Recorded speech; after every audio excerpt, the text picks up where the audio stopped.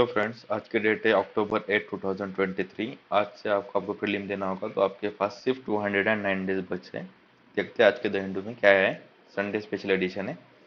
First news है, Israel at war as Hamas attack leaves 200 dead. यहाँ पे देखिए, ये इजराइल का मैप है। ठीक है, ये इजराइल है। यहाँ पे साउथ में उसके इजिप्ट है। ठीक है, साउथ में इजिप्ट है, उसके बाद उसकी वेस्ट में ईस्ट में जॉर्डन है, और ऊपर सीरिया है। ठीक है, और उसके ऊपर लेबनान है। ठीक है, ये गोलन हाइट्स, ये इंपॉर्टेंट है, इसे याद रखिए। अभी देखिए इशू क्या है। ये जो इसराइल है ना, यहाँ पे जो गाजा पट्टी है, ये गाजा स्ट्रिप है, ये इतनी। ठीक है, दिख रही है ब्लू कलर में। और ये वेस्ट बैंक का एरिया, ये इतना पैलेस्टीन के अंदर है। ठीक है, और इतना जितना ये व्हाइट कलर का रीजन है ये, ठीक है, ये सारा इसराइल ने हड़प लिया है। ठीक है, हड़प लिया है, उनकी जमीन नहीं थी ये। ठीक है, तो अब ये जो गाजा स्ट्रिप है, यहाँ पे हमास, ठीक है, हमास नाम का एक इस्लामिक ऑर्गेनाइजेशन है, मिलिट्री ऑर्गेनाइजेशन है। ठीक है, ठीक है, पैलेस्टीनियन इस्लामिस्ट ग्रुप है हमास। ठीक है, ये कंट्रोल करता है इस रीजन को, गाजा पट्टी को, गाजा स्ट्रिप को। तो इन्होंने क्या किया है, 5000, देखिए 5000 मिसाइल लॉन्च की गई है गाजा स्ट्रिप से इसराइल के ऊपर। कितने, 5000 स्ट्रिप्स मिसाइल लॉन्च की है गाजा स्ट्रिप के ऊपर, गाजा स्ट्रिप से इसराइल के ऊपर। तो इसराइल के पास एंटी मिसाइल सिस्टम है, इसको बोलते हैं आयरन डोम। ठीक है, आयरन डोम इनका एक एंटी मिसाइल सिस्टम है, जो हवा के ऊपर ही, मिसाइल अगर हवा में आएगी तो उसी को वो मार गिराएगा। लेकिन इतनी सारी मिसाइल्स आने से वो भी कंफ्यूज हो गया, और बहुत सारी मिसाइल्स हिट कर गई ईरान की, इसराइल में। ठीक है, तो ये जो हमास ग्रुप है ना, इसको बैकिंग मिलती है ईरान से और बाकी मुस्लिम कंट्रीज से। ठीक है, ईरान से और बाकी मुस्लिम कंट्रीज से। लेकिन अभी India, middle east and Europe economic corridor जो साइन हुआ है, उसके साइड लाइन में यूएसए ने सऊदी अरेबिया के साथ, ध्यान से सुनना, यूएसए ने सऊदी अरेबिया के साथ एक डिफेंस पैक्ट साइन करने की बातचीत चल रही है उनके। उसमें उन्होंने बोला कि आप पैलेस्टीन का इशू छोड़ दीजिए, और आप पैलेस्टीन को सपोर्ट मत कीजिए, इसराइल इसराइल के खिलाफ उनको सपोर्ट मत कीजिए, और आपके डिफेंस की पूरी जिम्मेदारी यूएसए लेगा। ठीक है, आप पे अटैक होगा साउथ सऊदी अरेबिया पे, तो हम उसको अपना पकड़ेंगे। ठीक है, तो उन्होंने इस मेजर पार्ट जो सऊदी अरेबिया था उनको तो बाहर निकाल लिया। और ईरान, ईरान तो एंटी चाइना एंटी यूएसए ही है। ईरान ने सपोर्ट किया, खुल के आके बोला कि हमास को हम सपोर्ट करेंगे। ठीक है, तो और इजिप्ट ने भी बोला है अभी कि वी आर सपोर्टिंग हमास। ठीक है, इजिप्ट का ऐसा कुछ स्टेटमेंट नहीं आया, लेकिन करेगा। ठीक है, तो ये अभी जियो पॉलिटिकल चल रहा है। तो अभी उसके बाद जो बेंजामिन नेतन्याहू है, Benjamin Netanyahu prime minister Israel के, उन्होंने डिक्लेयर कर दिया we are at a war with Palestine. ये उन्होंने डिक्लेयर कर दिया। आने वाले कुछ दिनों में शायद मैप भी बदल जाए, जियोग्राफी बदल जाए। ठीक है, देखते हैं इसका आगे क्या होता है। बस ये तीन चार चीजें याद रखिए। गोलन हाइट्स, ये इंपॉर्टेंट है, इसको इसराइल ने लिया था, वापस छोड़ दिया फिर इसराइल सीरिया को। ये पी वाई क्यू हो प्रीलिम्स का। उसके बाद ये जेरूसलम है। ठीक है, जेरूसलम याद रखिए, यहाँ पे अल अस्का मॉस्क है, अल अस्का मॉस्क है। ठीक है, ठीक है, ये अल अस्का मॉस्क है। और ये जो ऑपरेशन चल रहा है, इसके अंदर 5000 मिसाइल्स लॉन्च की थी। उस ऑपरेशन का नाम क्या दिया गया है, ऑपरेशन अल अस्का स्ट्रॉम। ऑपरेशन अल अस्का स्टॉर्म। ये क्यों नाम दिया गया, क्योंकि पिछले दिनों से बहुत, मतलब एक डेढ़ साल से जो अल अस्का मॉस्क में अंदर इजरायली पुलिस आ रही है, उनको उनको उठा के लेके जा रही है और उनको मार भी रही है मॉस्क के अंदर आके। तो इसराइल लोगों का कहना है कि ये लोग पत्थरबाजी करके मॉस्क के अंदर छुप जाते हैं। तो दोनों साइड के दोनों व्यूज है, छोड़ दीजिए, उतना काम का नहीं। इतना याद रखिए, अल अस्का मॉस्क स्ट्रॉम, ये ऑपरेशन का नाम है, STROM। ठीक है, इतना ही है। तो इंडिया ने इन सॉलिडेरिटी विद इसराइल से, इंडिया ने बोला अरे आपके ऊपर तो टेररिस्ट ने अटैक कर दिया, PM मोदी जी ने बोला, and we are having solidarity with you. ठीक है, और जो इंडिया के नेशनल्स है वहाँ पे, उनको उन्होंने सेफ प्लेसेस पे रहने का ये किया है। ठीक है, इतना ही इसकी न्यूज़ में। थोड़ा देखते हैं और क्या है। हाँ, इंडियन एम्बेसी इन तेलावीव, तेलावीव में इंडिया की एम्बेसी इसराइल के अंदर, has urged the nationals, Indian nationals को, to maintain the security protocol. ठीक है, and stay close to the safety shelters, shelters के अंदर हो सेफ्टी। मेघालय के CM ने बोला है कि वहाँ पे 27% इंडिया से अटके हुए। इतना ही है। और कोई आपका वहाँ पे होगा तो ये नंबर दिया गया है, इसके ऊपर कांटेक्ट करके वो बात कर सकते हैं इसराइल के अंदर। एयर इंडिया कैंसल द तेल Aviv flights after the clashes, air India ने फ्लाइट्स कैंसिल कर दी। इतना ही इस पूरे इस आर्टिकल में। नेक्स्ट न्यूज देखते हैं, GST council affirm the 28% tax on online betting. 1 अक्टूबर से जो ऑनलाइन गेम खेलते हैं बच्चे लोग, कैसीनोज वगैरह में ऑनलाइन गेम्स बेटिंग करते हैं, उनको 28% टैक्स देना पड़ेगा। और क्या क्या वो बोला है, ये इंपॉर्टेंट है, एक्स्ट्रा न्यूट्रल अल्कोहल इन लिकर, ठीक है, एक्स्ट्रा, यहाँ पे देखिए, एक्स्ट्रा न्यू, एक मिनट, देखिए, extra neutral alcohol in liquor production keep outside the GST, GST के बाहर निकाल दिया एक्स्ट्रा नेचुरल अल्कोहल, ठीक है। एक्स्ट्रा नेचुरल अल्कोहल जो होगा वो जीएसटी के अंदर नहीं आएगा। स्टेट को एम्पावर किया गया है, वो टैक्स लगा सकती है एक्स्ट्रा नेचुरल अल्कोहल के ऊपर। ब्लेंडेड फ्लोर जो होता है खाने का आटा विथ 70% ऑफ मिलेट जिसके अंदर होगा वो टैक्स फ्री कर दिया गया है, अगर वो लूज सेल करते हैं तो, मतलब खुला। और उन्होंने बोला है मोलासेस, जो शुगर केन का जूस निकालने के बाद जो रहता है, ठीक है, फाइबर, उसको बोलते हैं मोलासेस। और उन्होंने मोलासेस के ऊपर levy on the molasses slash from 28% to 5%, 28% था जीएसटी, अभी उसको 5% कर दिया। क्यों किया है, क्योंकि वो फार्मर्स को जो कैटल फीड है उसमें बेनिफिट होगा और उनका कॉस्ट कम हो गया, ठीक है।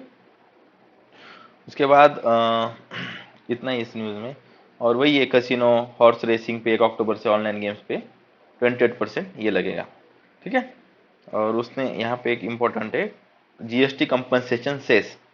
देखो जीएसटी कंपनसेशन सेस की बात की गई है, तो ये क्या है वो देखिए, GST compensation cess has been extended from 31 March 2026, ठीक है। देखिए जब जीएसटी आया था 2017 के अंदर, तो जो स्टेट्स थे, तो स्टेट्स का एक particular amount of ABC amount of एक रेवेन्यू होगा, तो उनको खतरा था कि यार हम तो आपका वन वन टैक्स सिस्टम लेंगे तो हमको जो टैक्स डिफिसिट होगा हमारा वो कौन देगा, हमारा बजट पूरा गड़बड़ा जाएगा। तो उन्होंने बोला कोई बात नहीं, हम आपको, स्टेट सेंटर ने बोला हम आपको कंपनसेशन देंगे, तो उसके लिए उन्होंने जीएसटी कंपनसेशन सेस लगाया था। वो 5 सालों के लिए था, तो 2022 में आके वो खत्म हो गया। तो 2022 में उन्होंने बोला कि अभी हम इसको कंपनसेशन को और बढ़ाएंगे 2026 तक, to repay the loan taken in the last 2 physical years to compensate the state for the shortfall in the revenue. कोविड-19 की वजह से जो शॉर्टफॉल आया था रेवेन्यू में, उसके ऊपर उसके बाद स्टेट्स ने जो लोन लिए थे उनको बेनिफिट देने के लिए हम फिर से सेस लगाएंगे और वो 2026 तक रखेंगे, ठीक है। इतना ही इंपॉर्टेंट है, याद रखिए। ये क्यों इंट्रोड्यूस किया था ये भी याद रखिए, जीएसटी कंपनसेशन सेस क्यों लगाया था ये इंपॉर्टेंट है, याद रखिए।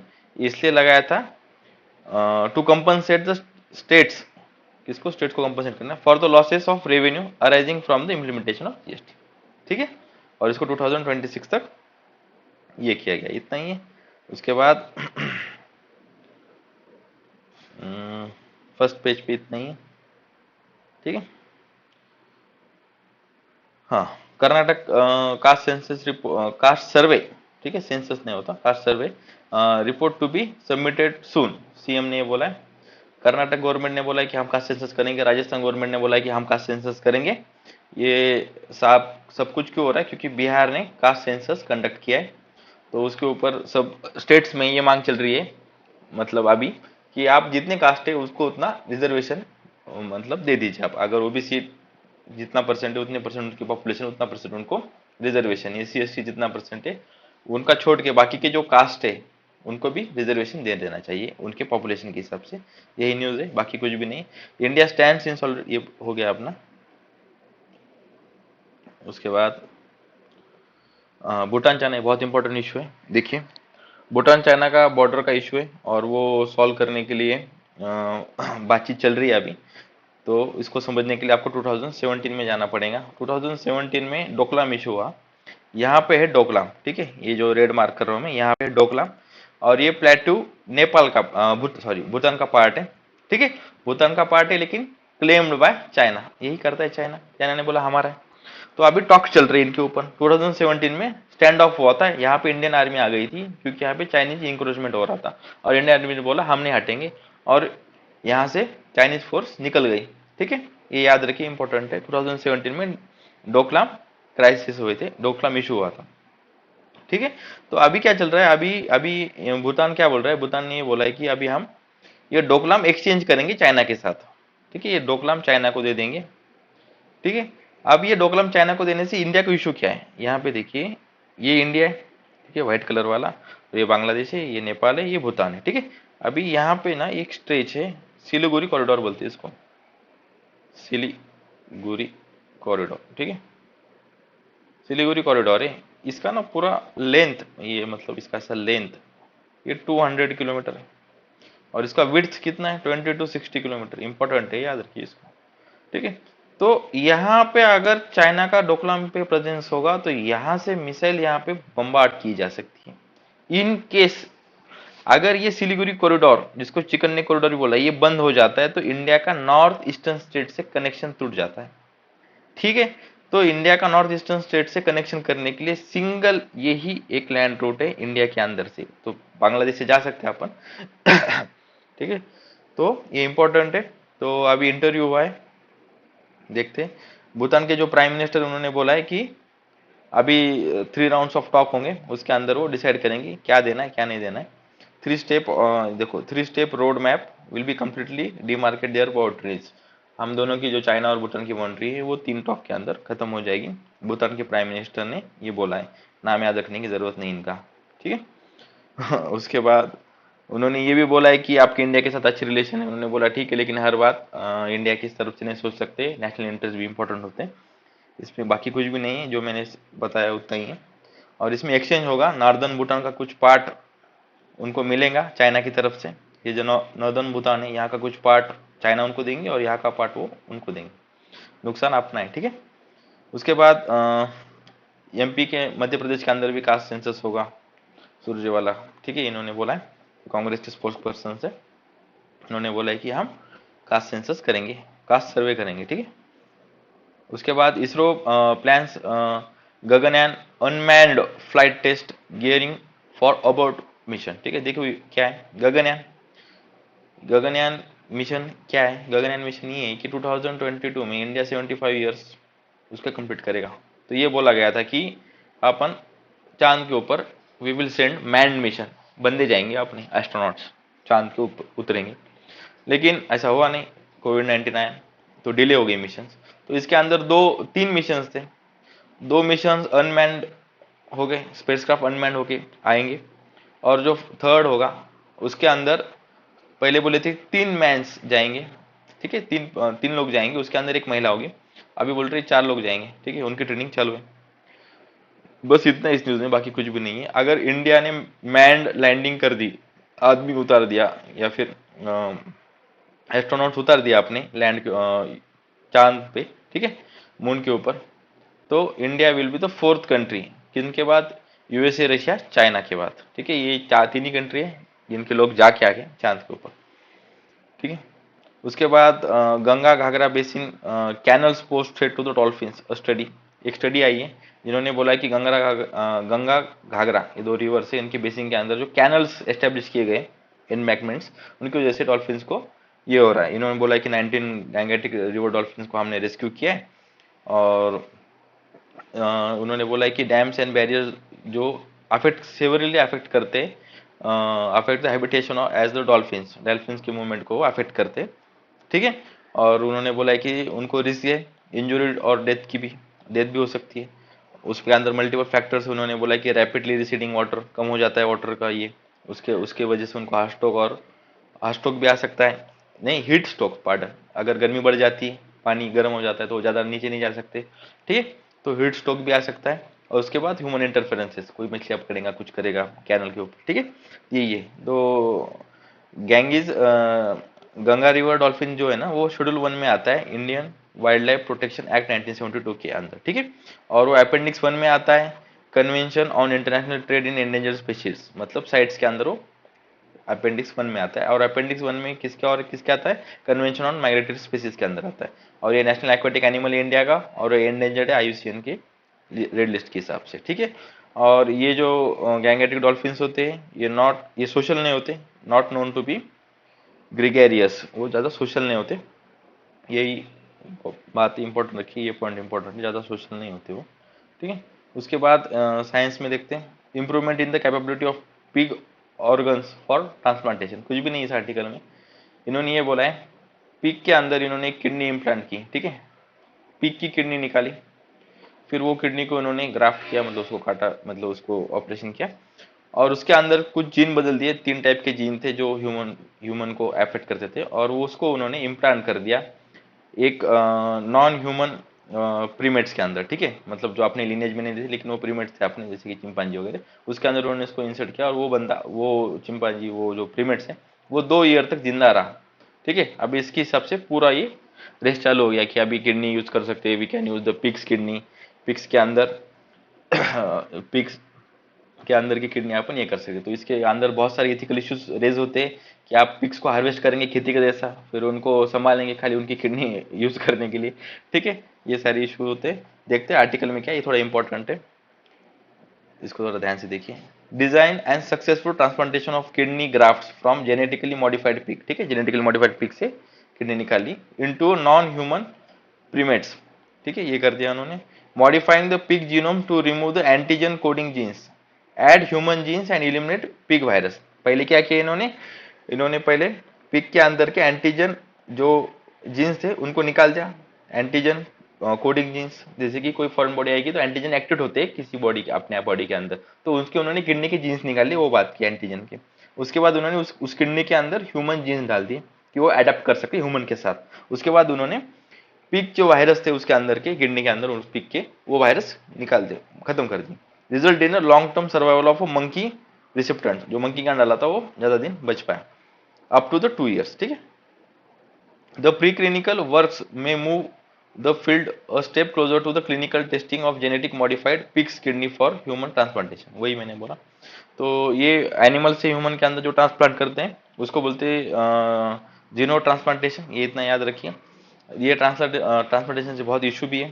फर्स्ट इशू ये है कि जीनोसिस हो सकता है, जीनोसिस मतलब उनके जो डिसीज है वो अपने को हो सकते हैं, तो इसको जीनोसिस बोलते हैं, एनिमल के डिसीज ह्यूमन के अंदर ट्रांसफर हो जाना, ठीक है, यही इन्होंने बोला है। और previous work identified the 3 glycan antigens, ये इंपॉर्टेंट है, expressed in the peak that recognized by human antigen and attacked leading to the rejection of organ। पहले क्या होता था, 3 एंटीजन थे, ग्लाइसन एंटीजन, इतना ही याद रखिए, ग्लाइसन एंटीजन थे जो ह्यूमन बॉडी के अंदर जैसे डालते थे उसको रिकॉग्नाइज करती थी ह्यूमन बॉडी, और उस ऑर्गन को रिजेक्ट कर देती थी, ठीक है। पॉकोलिन porcine and endogenous retrovirus has been identified as the risk for transplantation into humans. ये प्रोकाइन एंडोजिनस रेट्रोवायरस इसी टाइप का रेट्रोवायरस होता है जो हेरिडिटली ट्रांसफर भी हो सकता है एक आदमी से दूसरे आदमी में, ठीक है, जब जैसे उसकी जनरेशन बढ़ेगी। तो ये एक बड़ा रिस्क था पहले ट्रांसफर करते ह्यूमन के अंदर, वो ट्रांसफर हो सकता है बोल के अगर आप किसी का ट्रांसप्लांट लगाएंगे तो, ठीक है। Previously research by introducing alteration to genomes of donor pink egg and achieve successful transplantation of kidney grafts from a genetically engineered pig into cynomolgus monkey model. ये नॉन ह्यूमन प्रीमेट है, ठीक है, non human primate है ये, मतलब अपने lineage में नहीं आता है, तो उसके अंदर उन्होंने ट्रांसफर किया, ठीक है, इतना ही दिया गया है इस आर्टिकल में।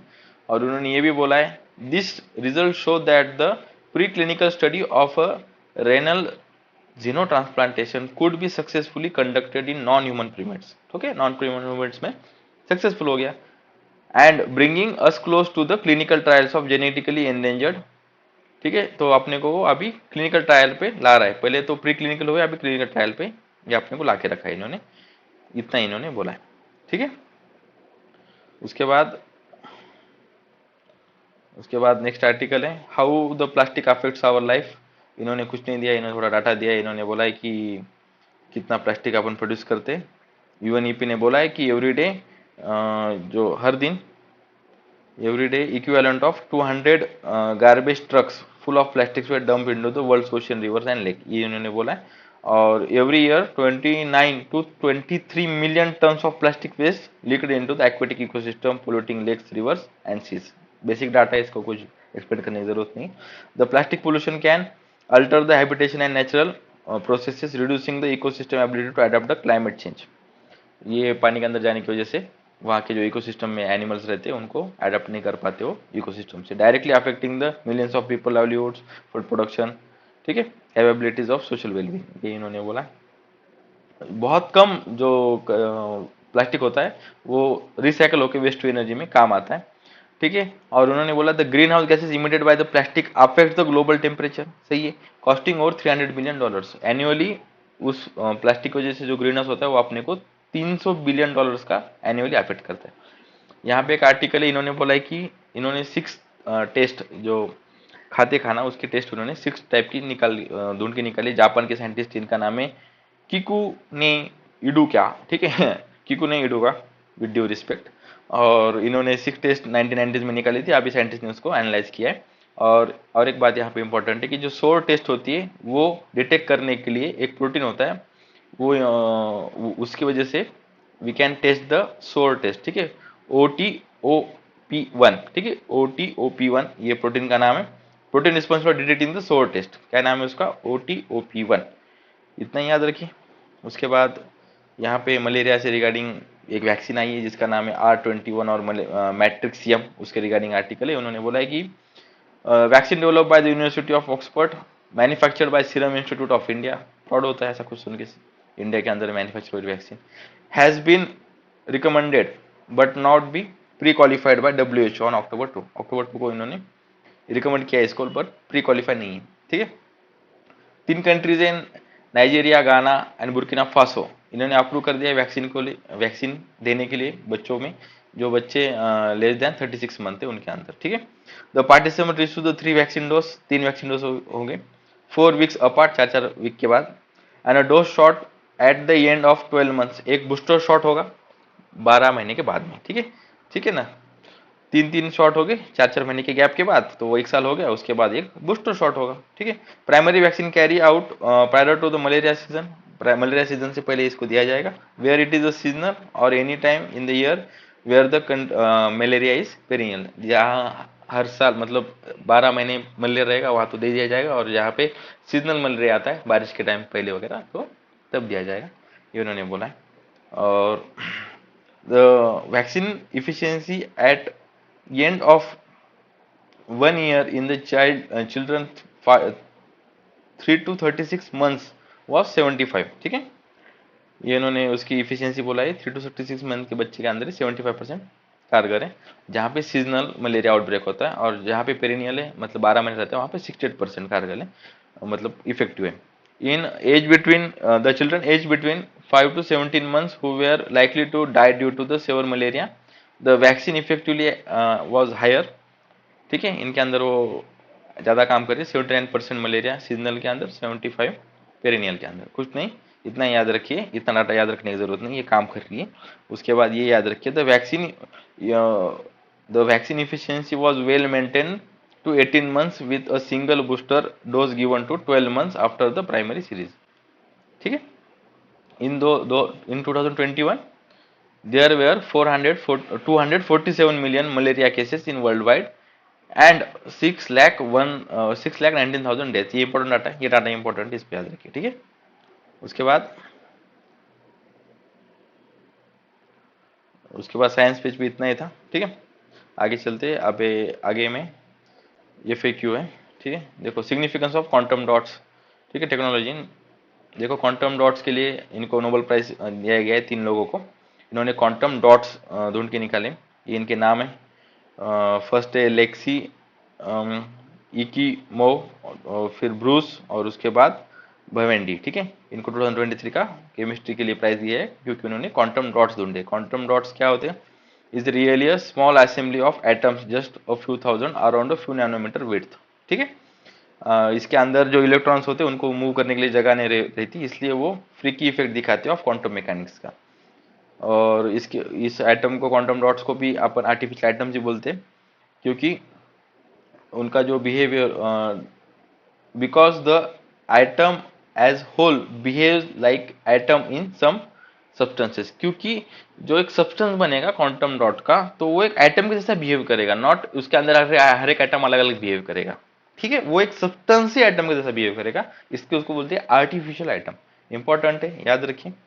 उसके बाद जैसे कि 2 तरीके की ब्रॉडली डिवाइड करेंगे अपन मटेरियल को, तो एक एटम होता है और एक बल्क होता है, लेकिन जो क्वांटम डॉट्स होते हैं ये दोनों के बीच में आते हैं, ठीक है, दोनों के बीच के अंदर वो प्रॉपर्टी शो करते हैं। जैसे कि छोटा डॉट होगा तो क्वांटम डॉट अगर छोटा होगा तो वो smaller dot emit bluer light, ठीक है, ये ब्लूअर लाइट करता है, और larger dot emit reddish light, ये इतना इंपॉर्टेंट है। और उन्होंने ये बोला है कि इसको बहुत ज़्यादा यूज कर सकते हैं, जैसे कि इसके ऊपर लाइट डालोगे तो रीमिट करेगा, जो अभी मैंने बताया आपको, स्मॉलर डॉट ब्लू लाइट करेगा, लार्जर डॉट रेड लाइट करेगा। ये क्यों होता है? क्योंकि जो energize some electrons to jump from one energy level to another energy level, जब लाइट इसके ऊपर गिरेगा तो इसमें एनर्जी होगी और वो जंप करेगा one energy level to another energy level before jumping back down and releasing the energy at a different frequency. ठीक है, इसके एप्लीकेशन सर्जिकल ऑन्कोलॉजी में हो गए, एडवांस इलेक्ट्रॉनिक्स में हो गए, क्वांटम कंप्यूटिंग में हो गए। ठीक है, उसके बाद टीवी स्क्रीन के अंदर क्वांटम डॉट्स लगा के अपन इसके मजे ले सकते हैं अच्छे क्वालिटी के। सोलर सेल्स के अंदर भी इसको डाल के अपन उसके अंदर 66% उसकी इफिशियंसी बढ़ा सकते हैं सोलर सेल की। और उन्होंने बोला कि जो डॉक्टर सर्जन होते हैं जो ट्यूमर डिटेक्ट हैं उसके अंदर भी डिटेक्ट करने के लिए बहुत इंपॉर्टेंट है। और उसके बाद उन्होंने बोला कि केमिकल रिएक्शन फास्टर करने के लिए जैसे कि पानी के अंदर का हाइड्रोजन निकालना होगा तो इसको यूज कर सकते हैं अपन, और टेलीकम्युनिकेशन में को मल्टीप्लेक्स करने के लिए इसको यूज कर सकते हैं। ठीक है, ये 3-4 इसके यूज इतने याद रखिए। उसके बाद इलेक्ट्रॉन्स की स्टडी करते हुए इन्होंने एक एटोसेकंड ढूंढ के निकाला था, फिर उनके रिगार्डिंग में आर्टिकल आए। ये अपन पहले डिस्कस किया है, बस इसमें जो एक्स्ट्रा पॉइंट है वही डिस्कस करेंगे। ठीक है, attosecond in the one quintillionth of second, मतलब 10⁻18 सेकंड। ठीक है, at which the properties of atom change, ये इन्होंने बोला है। एटोफिजिक्स, जो एटो सेकंड की स्टडी करेंगे फिजिक्स उसको बोलेगा attophysics, deals with the production of extraordinary short light pulses and using them to study the super fast processes. जो सुपर फास्ट, जो आई कैचिंग नहीं होती प्रोसेस, उसकी स्टडी करने के लिए अपन इसको एटो सेकंड का इस्तेमाल करके एक शॉर्ट लाइट पल्स बना सकते हैं, एक्सट्रीमली शॉर्ट लाइट पल्स, और उसको यूज करके अपन सुपर फास्ट प्रोसेस को स्टडी कर सकते हैं, यही इन्होंने बोला है। The concept underlying the production of attosecond pulses come from the wave mechanism, wave mechanism से इसको डिराइव किया गया है एटो मैकेनिज्म को। ठीक है, और measure technique to measure the duration of short light pulses is called rabbit, rabbit बोलते हैं इसको, जो short duration the technique measure the duration of a short light pulses को। ठीक है, उसके बाद इन्होंने ये बोला है कि a device use to produce the attosecond pulses costly, cost crore of rupees, अगर ये डिवाइस बनेंगे तो करोड़ रुपीज में जाएंगी। ग्रेट स्किल टू ऑपरेट लगेगी उसकी, और वो बहुत बड़ा होगा, बल्कि होगा। Miniaturisation has been an important form of technological progress in the last century. Some days it may be pocket size to study the electrons. ये pocket size डिवाइस बनाएंगे, उसको बोलेंगे गिजमोज। ठीक है, और वो अपन उसको यूज करके अपन इलेक्ट्रॉन्स की स्टडी कर सकते हैं। यही था इस आर्टिकल में, बाकी कुछ नहीं। उसके बाद एमआरएनए से स्टडी रिलेटेड है, एमआरएनए वैक्सीन डेवलप की गई है अभी। ठीक है, उनको नोबेल प्राइज भी मिला गया था इसकी इस डेवलपमेंट के लिए। एमआरएनए मतलब messenger RNA which forms a nucleic acid and which carry the genetic information like the other vaccine. The mRNA vaccines also attempt to activate their immune system. And देखो, जो डीएनए वैक्सीन होती है, DNA क्या करेगा? DNA पहले, DNA vaccine के अंदर एक एंटीजन होगा, सॉरी एक वायरस होगा, वायरस और बैक्टीरिया। ठीक है, वायरस बैक्टीरिया जो भी होगा, जिसको भी हमको मारना है, जिसके रिगार्डिंग अपने को एंटीबॉडीज बनानी है, वो इसके अंदर एक डाइल्यूटेड फॉर्म में और मरे हुए फॉर्म में बॉडी के अंदर इंट्रोड्यूस कर दिया जाएगा। तो उसको देख के अपनी बॉडी एंटीबॉडीज प्रोड्यूस करेंगी और उसको मारने की क्षमता ला लेंगी। लेकिन आरएनए में ऐसा नहीं होता। आरएनए क्या करता है? आरएनए डायरेक्ट सेल को ऐसे सिग्नल देता है कि उसके उसके लिए वो ऐसे स्पाइक प्रोटीन कैच करने के लिए एंटीजेंस बनाएगा। वायरस के ऊपर स्पाइक प्रोटीन्स होते हैं, तो इनको कैच करने के लिए आरएनए डायरेक्ट सेल को ऐसे मैसेज देगा कि आप डायरेक्ट ऐसे प्रोटीन्स बनाओ जो इसको कैच कर सके और वो बड़े नहीं, यही बोला गया इसके अंदर। और जो एमआरएनए वैक्सीन होती हैं वो फिजाइल होती है, उसको स्टोर करने के लिए लो टेम्परेचर चाहिए उस ठीक है। उसके बाद उसको -90 टू -50 डिग्री सेल्सियस उसको स्टोर करने के लिए चाहिए। उसके बाद उसको 2 वीक्स तक ही आप उसको कमर्शियल यूज फ्रीज कर सकते हो उसको, मतलब 2 to 8 डिग्री तक अगर उसको अपन फ्रीज करेंगे तो वो 1 मंथ चलेगी, और 90 to 50 डिग्री तक उसको करेंगे तो वो 2 महीने तक चलेगी। लेकिन ऐसा डीएनए के लिए नहीं, डीएनए वैक्सीन के लिए नहीं है, वो नॉर्मल टेम्परेचर पे काम आ जाती है।